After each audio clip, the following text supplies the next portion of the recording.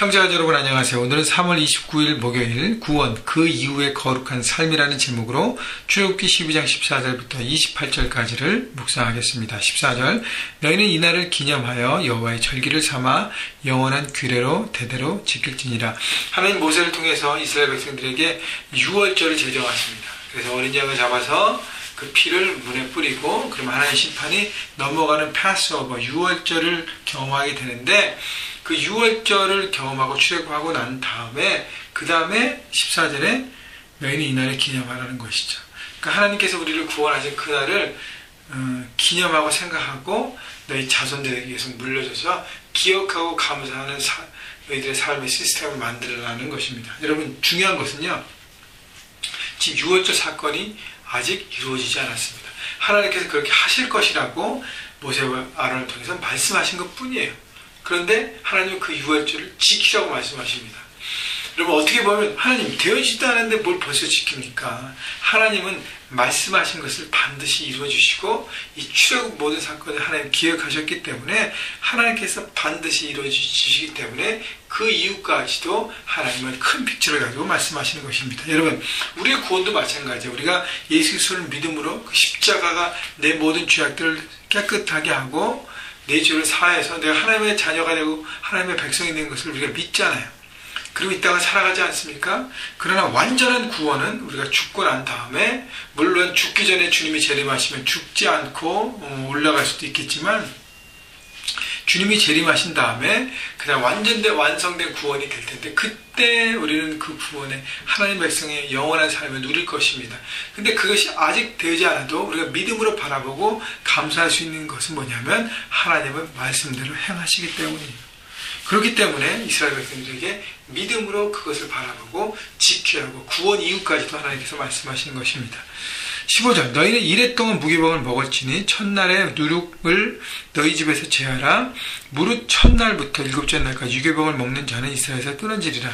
자 여기서 무교병을 먹고 누룩이 들어가지 않는 빵을 먹으라는 것은 출애굽할 때 천천히 나온 것이 아니라 급하게 뛰어나와야 되기 때문에 그래서 빵을 구울 때 누룩을 넣고 그걸 다 발효될 때까지 기다릴 시간이 없다는 것이에요. 다시 얘기하면 세상에 대한 과거에 대한 미래를 버리라는 것입니다. 그리고 미래를 향해 나아가라는 것입니다. 근데 7일 동안에 그렇게 먹으라는 것은 이 불편하면서 좀 어렵게 삶을 이렇게 경험하면서 어떻게 해요? 하나님의 구원의 긴박성을 경험하게 되고 우리의 중심이 우리가 먹고 사는 이게 아니라 하나님 주신 구원으로 집중하고 나가라는 것입니다. 16절 너희에게 첫날에도 성회여 일곱째 날에도 성회가 되리니 너희는 이 두 날에는 아무 일도 하지 말고 각자의 먹을 것만 갖출 것이니라. 6월절 지키는 7일 동안 첫날과 마지막 날은 성회로 모여서 함께 하나님을 찬양하고 감사하고 기뻐하라는 것이죠.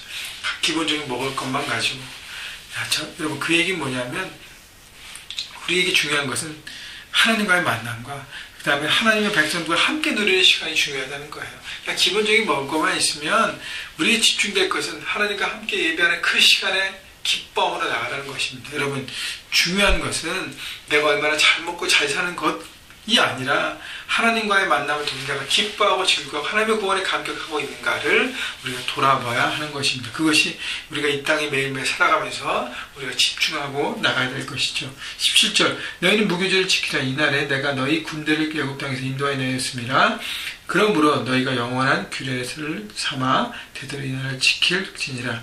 18절 첫째 날 그날 열 나흘 저녁부터 21일 저녁까지 너희는 무교병을 먹을 것이요 19절 이래 동안은 누룩이 너희 집에 발견되지 아니하도록 하라.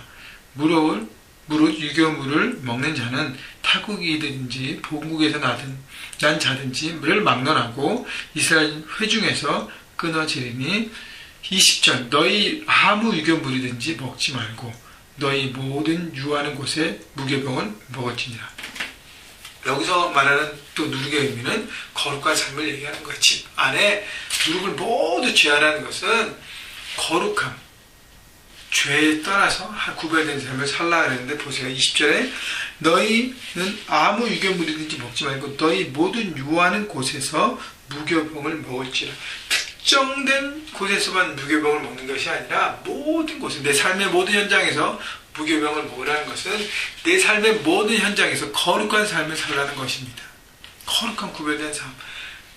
그래서 교회에서 주일날 예배를 드리면서 그 안에서만 거룩함을 하라는 게 아니에요. 여러분 가정에서, 직장과 캠퍼스와 삶의 현장에서 거룩함, 구별된 삶을 살라고 하나님 말씀하시는 것입니다. 그것이 바로 구원받은 백성으로 살아가는 것이죠. 21절 모세가 이스라엘 모든 장로를 불러서 그들에게 이르되 너희는 나가서 너희의 가족대로 어린 양을 택하여 유월절 양으로 잡고 22절 우수초 묶음을 가져다가 그릇에 담은 피에 적셔서 그 피를 문인방과 좌우 설주에 뿌리고 아침까지 한 사람도 자기 집 문 밖에 나가지 말라.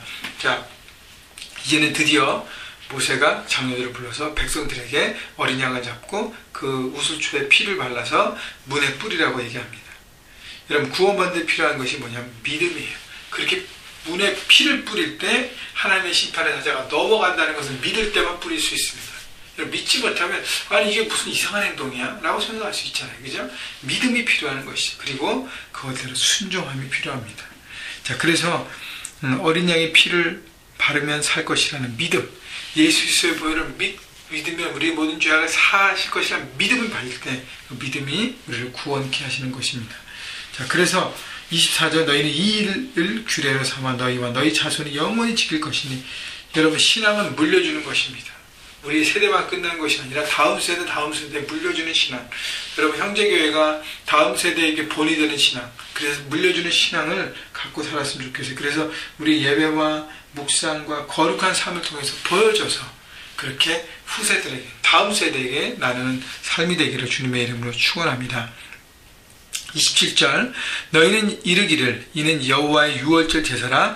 여호와께서 애굽 사람에게 재앙을 내리실 때에 애굽에 있는 이스라엘 자손의 집을 넘어사 우리 집을 구원하셨느니라 하라 하매 백성이 머리 숙여 경배하니라. 여러분 구원에 대한 우리의 반응은 경배입니다. 예배입니다. 하나님께 예배하는 것. 이스라엘 백성들이 유월절을 보면서 경험했던 것은, 반응했던 것은 바로 경배입니다. 예배. 여러분 그래서 구원의 감격을 통한 예배를 회복하시고 하나님과 관계를 회복하셔서 하나님의 기대하시는 하나님의 백성으로 구원받는 하나님의 자녀로 오늘도 그렇게 하나님께 드려지는 삶이 되시기를 주님의 이름으로 축원합니다.